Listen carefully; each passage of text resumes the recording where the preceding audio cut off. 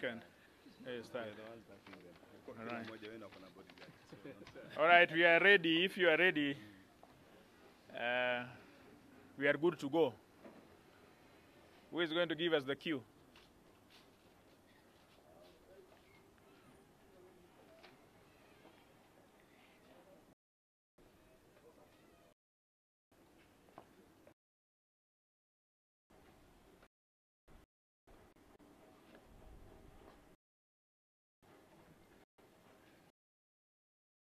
All right, ladies and gentlemen, now some of the emerging issues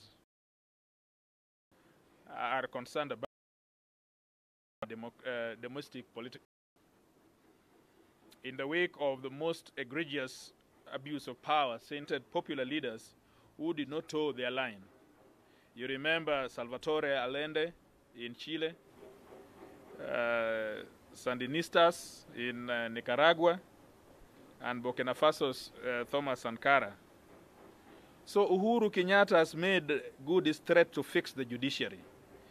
He has shut down television stations and defied court orders blatantly to reopen them for days on end. A Kenyan citizen by birth has been purportedly deported to his adoptive country following an ordeal similar to worse than one that took him there as a political refugee 3 decades ago. I personally have been incarcerated, prosecuted, and persecuted. I think I am the 5th person taking the charge of treason since independence, working with a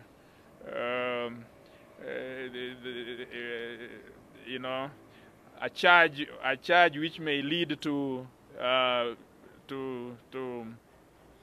capital offense in my neck every day. So we have stated unequivocally that we shall not acquiesce to dictatorship. We are defending our political rights peacefully, transparently, and constitutionally. On January 30th, Kenyans from all corners of the Republic thronged Uhuru Park in their thousands to make this clear. In the single largest political protest gathering Kenyan since the pro-democracy rallies in the 90s, envoys of democracies which extol their own political struggles from women's suffrage to civil rights have chosen to denigrate and legitimate expression of political dissent by the Kenyan people. I will allow my colleague to continue with the same position paper on the diplomats. Thank you. I'm Godfrey Osotsi. I'm going to read the second part of the statement. We are compelled to explain these diplomatic slits to our people and the world at large. First, there is political and commercial interest in this matter. These interests are intertwined. Kenya will recall that last year, Ambassador Robert Godek was at the forefront of a crooked deal to sell our military grossly overpriced aircraft, the so-called the air tractors. The deal has been stalled by objection by the congressman who revealed that the company from his state would have been able to supply the aircraft at half the price. You recall that 3 days before the election, another Ambassador Godek fronted deal to build a new Mombasa-Nairobi highway that was single-sourced for one of the American biggest defense contractors, a big profiteer from the war in Iraq. These are not small potatoes. The US dollars 4 billion express budget translates to 12% of Bechtel Corporation annual revenue, which is estimated at US dollars 33 in 2017. We know diplomats who have served here in the past and who are now in the business of brokering deals of this kind. A 1% commission on a project of this size is enough for a diplomat to live a happy retirement. Do not be surprised if you hear some of these diplomats have retired on one of our splendid beachfront or somewhere with a spectacular view of Mount Kenya. Kenyans will recall that these same envoys stood by the Independent Electoral and Boundaries Commission even when it was glaringly obvious that the IBC was a rogue institution. Instead of piling pressure on the IBC to comply with the ruling of the Supreme Court, they issued statements after statements expressing confidence in the IBC. In the end, they were put to shame by the IBC itself through leaked memos exchanged between the chairman, Chebukati, and the CEO, Chiloba. And on the other hand, Commissioner Roslyn Akombe disclosures and the chairman's own admission that he could not guarantee a free and fair repeat election. I now welcome my colleague, Honorable Simba, to go read the third part. The third part of our statement reads, the only people to vote for IBC were the Envoy and the Jubilee. Why? Many Kenyans will be aware that these Western countries have finished IBC, as it is the case with aid. Most of this money has financed goods and services procured from companies and consultants from their countries.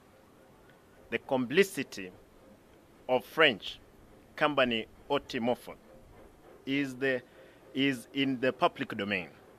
US technology giant Electoral and IBM were procured to provide cyber security infrastructure. Yet all the disclosures show that the technology security was non-existent. What do IBM, Electoral have to say? These companies know the truth about the elections. These envoys owe their taxpayers an explanation as to what value they got for the millions of dollars they have spent on IBC. The envoys are desperate to ensure that this Bandora box remains firmly shut, hence their insistence on legitimizing Uhuru Kenyatta. They are partners in crime. For 5 years, Uhuru Kenyatta and William Ruto have plundered the country with impunity. $2 billion Euro bonds proceed disappeared without trace. This kind of money cannot be hidden here. The US and the UK financial authorities know all can easily establish the movement of this money. The former Foreign Affairs Cabinet Secretary recently disclosed that part of the 2.7 billion slush fund in the presidency that cannot be accounted for is used for influencing diplomats. Exactly how this influence is about is, of course, a state secret. What we can see for sure is that Uhuru Kenyatta is getting value for money. To our people, we reiterate that we will not succumb to the dictatorship, no matter how powerful its international support is. For decades, these same Western powers supported the apartheid regime, but our South African brothers and sisters overcame. They are once again on the wrong side of the history. They demand that we recognize a rogue regime that is violating our constitution in the broad daylights is all the proof we need that Jubilee is now officially a puppet regime. Thank you. Right. That's all? Good. That's all. Ni mzuri.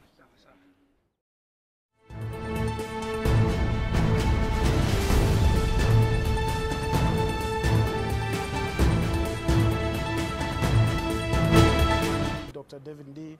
Oduor Ongwen Koitameto Lekina, Dagoretti North Member of Parliament Paul Simba Arati, and his counterpart from Ruaraka, CJ Kajwang, as he's now known, that is TJ Kajwang, and Godfrey Osotsi, who's a nominated Member of Parliament by the ANC party. They have alluded to the fact that the Western powers are now acting in a manner that is reminding Africa of its dark past. TJ Kajwang indicating that it's the same Western powers that propped up dictators, that looted their nations and left them in shambles, naming Mobutu Sese Seko, Jean-Baptiste Bokassa, and even Ferdinand Marcos. Kajwang indicates that the Western powers are strictly interested in maintaining their business interests and are not interested in electoral justice or what is in it for Kenyans. Osotsi has particularly mentioned that perhaps some of the envoys are involved in irregularities. One of the business contracts he did mention was a single sourcing of the contract to do the dual carriageway from Nairobi to Mombasa. He also indicates that there was overpriced military aircraft that was to be sold to the Kenya Defense Forces, which was later thwarted by an American congressman. Paul Simbarati, on his part, has indicated that American companies and Anglo-French companies like OT, Morpho, and IBM Systems are actually part of the conspiracy to defraud Kenyans, or rather persons who voted for Raila Amolo Odinga as the president. He claims that OT, Morpho, and other companies are actually in bed with IEBC and are part of this electoral conspiracy.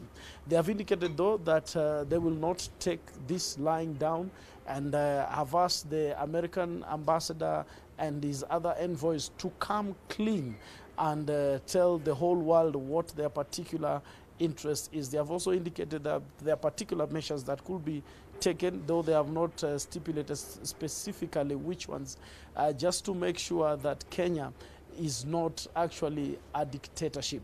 Reporting for NASA TV from the Capitol Hill, I am Maurice Ocheng.